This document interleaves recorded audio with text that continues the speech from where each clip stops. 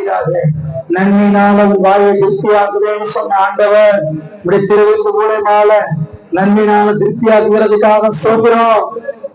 ஒருவேளை நீங்க மனுஷருக்கு விரோதமாகவும் தேவனுக்கு விரோதமாகவும் ஏதாவது பாவம் செஞ்சிருந்தீங்கன்னா, இச்சை அடக்கம் இல்லாம துணிந்து பேசின காரியம், துணிந்து அவரை துக்கப்படுத்தின எந்த காரியமா இருந்தாலும் சரி, ஒரு 2 நிமிஷத்துல ஆண்டவர் எல்லாத்தையும் ஒப்பு கொடுக்கலாம். ஆண்டவரே, உமக்கு பிரியம் இல்லாம இப்படி பேசணும்பா, உமக்கு பிரியம் இல்லாம இப்படி நான் வாழ்ந்திருக்கப்பா, உமக்கு பிரியம் இல்லாம இந்த இடத்துல நான் போயிருக்கப்பா, உமக்கு பிரியம் இல்லாம இந்த அசிங்கத்தை நான் பார்த்திருக்கேன். ஆண்டவரே, நீ பரிசுத்த ஆவியானவர் உள்ள தங்கி இருக்கிறத மறந்து என்னென்னலாம் செஞ்சனும் என்னை மன்னி ஆண்டவரே.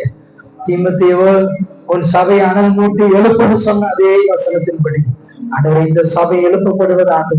நீயே ஆலயம்னு சொன்னீங்கப்பா, நீங்களே அந்த தேவனுடைய ஆலயம். ஆமா, பரிசுத்தத்தை எதிர்பார்க்கிற தேவன். என்னுடைய ஆலயங்கள் பரிசுத்தமாக்கப்படுவதாக இயேசுவின் நாமத்தினால. ஓ நன்றி ஆண்டவரே.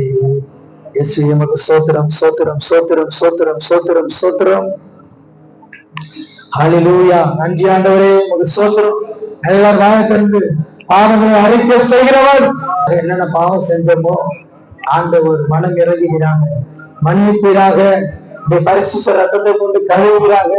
இப்போது உங்களுடைய திருவிழாவுக்கு எங்களை ஆயத்தப்படுத்துகிறாங்க. உங்க கிருபை எங்களை தாங்குகின்றது.